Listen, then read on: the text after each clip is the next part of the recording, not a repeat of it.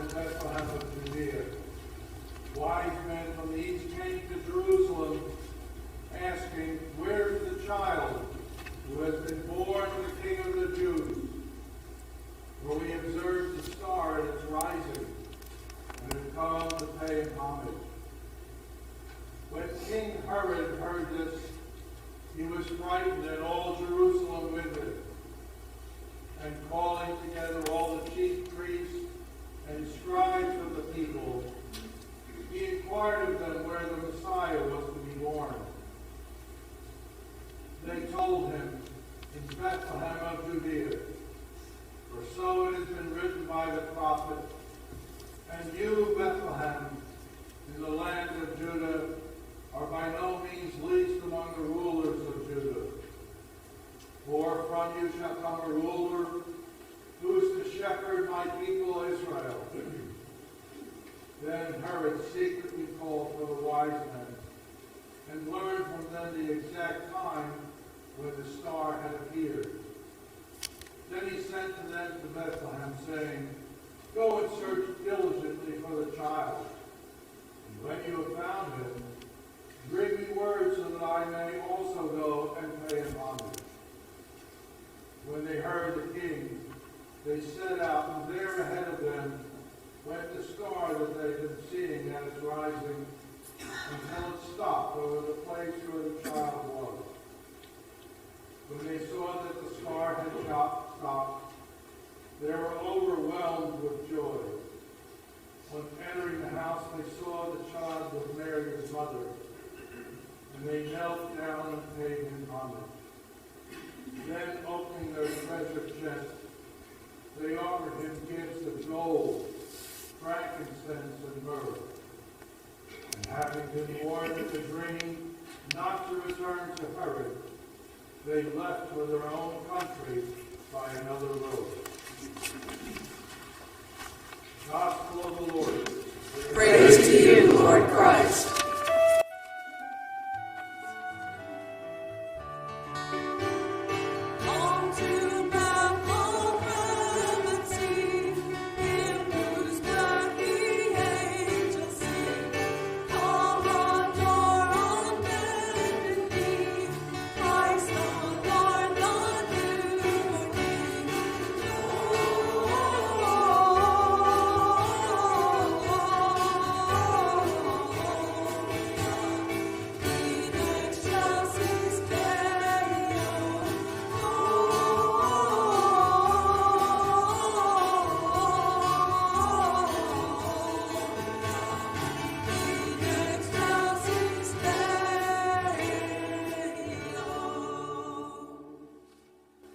Be seated.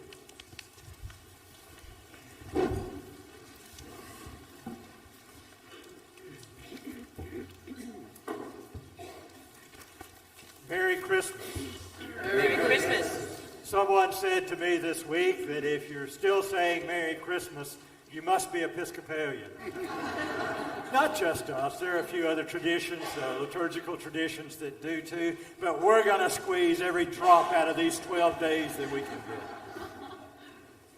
Just part of who we are, isn't it? It's how we are.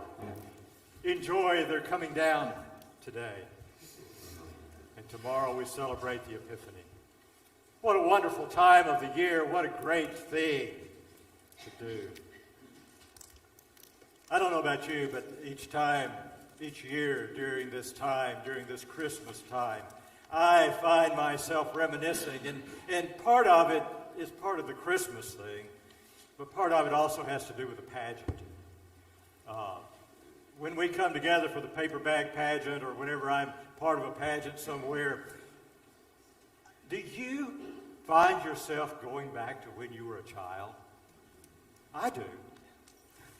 I began to remember, because there were many years when I was very young that I would go to oftentimes multiple pageants in a year. And I was so wishful as I sat there. I wanted to be a shepherd. And the reason I wanted to be a shepherd was I could wear a bathrobe and a towel on my head. because that's how we dressed the shepherds. I didn't have a bathrobe, but I was sure that I could borrow one. And my mother promised me, when you're old enough, you can be a shepherd. Well, she didn't define that, but I had a grade in mind that I thought I would be old enough. And the time came, finally, that I became a shepherd. I was so nervous. I was so nervous and I was so excited. And I processed up with the other shepherds, kind of in the pack. That way there's safety. And I got to be a shepherd for probably about 3 years. Those memories get stirred and those emotions get stirred. But at the end of that last year, it was rather, been there, done that, kind of for me. And then I decided, I want to be a king. And my thinking about being a king was that we didn't put them in bathrobes. No, they had these regal colors of cloth that they wore that were made into kind of a poncho. So it went over their heads, and then we tied a rope around, usually just a baling twine, around their waist to hold that together. And I wanted to wear that, and I wanted to wear the crown. And so I did that 1 year too. And then it was time to move on. And then later I got to seminary, and they told me there weren't any kings. There were no kings in the story. We had made it up. I mean, we sing about it, we three kings. We think that what happened is that sometime in the early centuries of the church, that they came up with the idea that these three folks were kings because of the value of the gifts that they brought. But we don't know. We don't know. We also have these ideas that they have names. But there's no names given. Matthew is the only gospel that has this part of the nativity story. And as we read it this morning, there were no names there. And we also had places from the east that they came, but there's nothing named there. They came from the east. I think they came from the Atlantic coast. And came to Tennessee from there.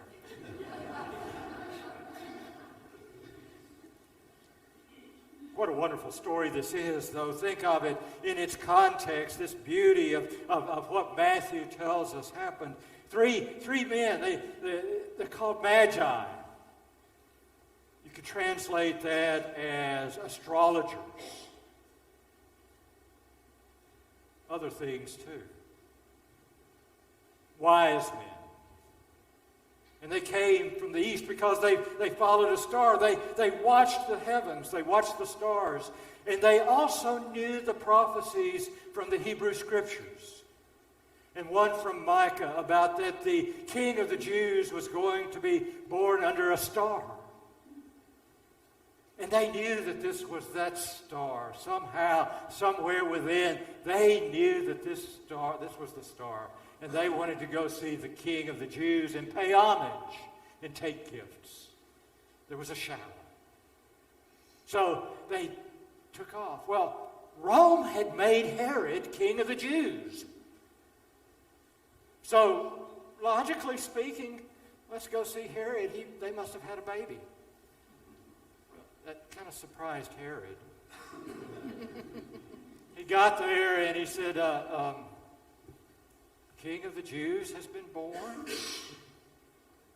Herod was somewhat paranoid and very cruel in his life.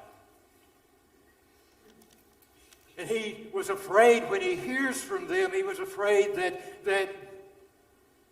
there was an attempt by Rome to have another king instead of him. But he invites them in and he chats with them. He chats them up, but he's got ulterior motives. And he hears about this prophecy and he says, he gets the guys off to the side and he says, here, listen, don't tell anybody that I'm talking with you about this. But what I want you to do, I think you really should go pay homage in Bethlehem to this new king that's been born. And I want to pay homage too, so when you finish, come back through and let me know. Let me know about him and where he is. So they're all great and good. They walk out and lo and behold, there's the star again. And they follow that star. They're thrilled to death. And they get to Bethlehem and it stops. They're so excited because they know where they need to go to see the new king of the Jews. And they take these expensive gifts and they walk in and they don't give them to him. Instead, they kneel down and they pay homage. It must have been confusing for them in some ways to pay homage to the King of the Jews because obviously his parents, they weren't of royal blood. They were poor. But something within them knew that this was the King of the Jews because they stayed there and they paid homage and they did what they came to do. They saw who they set out to see. I suggest that that's our story too. We see who we set out to see. When I walked up with those shepherds that night, I saw that doll in the manger there, but I had an expectation of who was going to be in that manger. And I had an expectation that any time I would look in a manger at any time, I would see a certain person. Now, I suspect that for you and me, we don't go looking for the King of the Jews. It's just not how we do it. But I think if we're honest with each other, that you and I walk up to that manger side by side and we look down within it and we see different people depending on who we are and who we want to see. I spent many years wanting to see baby Jesus, meek and mild, the one that never cries, never does what other babies do. And then I became a father. And I realized that all babies do that.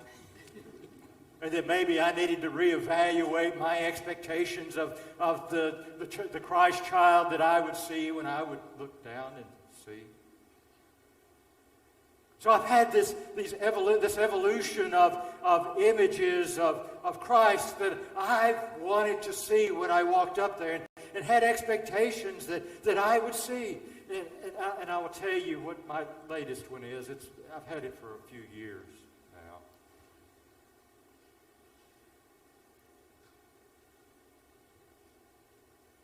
I want to see the Prince of Peace.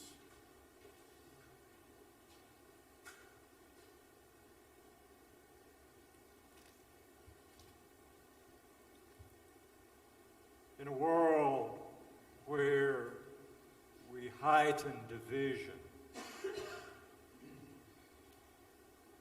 where one of our greatest things that we ever do is we point out how other people are different from us, and then we elevate our difference above theirs. In a world where there is this level of divisiveness, I want to see the Prince of Peace.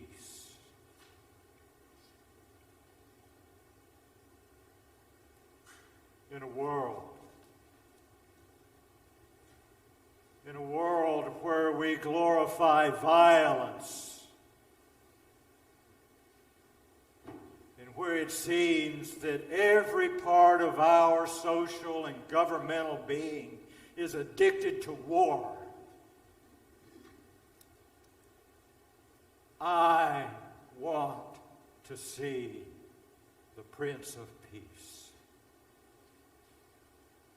When I walk up and look down into the manger, I want to know that this child, this one who comes among us, is going to make that happen.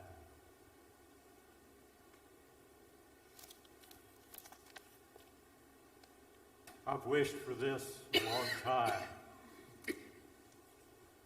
And I'm well aware that the status of our world at this time, in some ways, is not unique.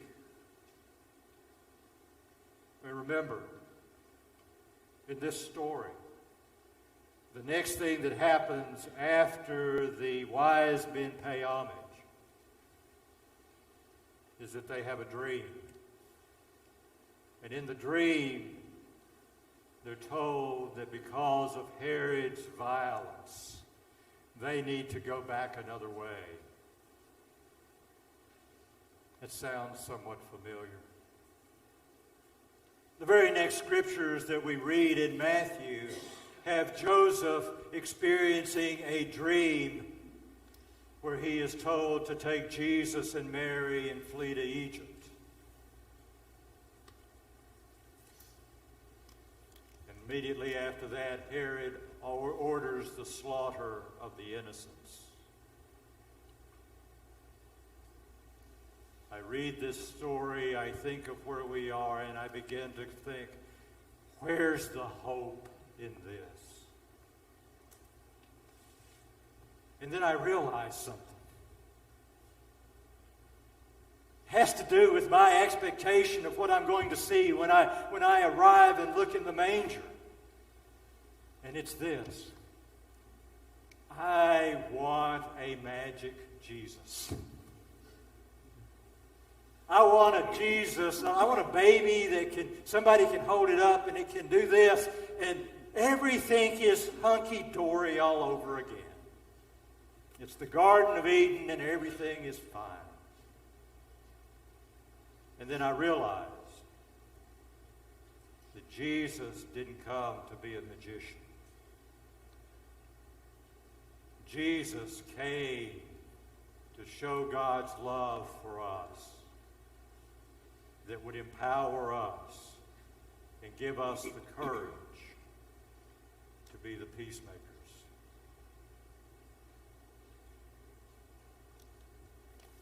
Not quite what I expected,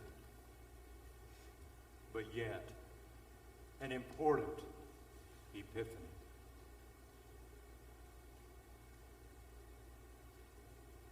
So here's my prayer for today.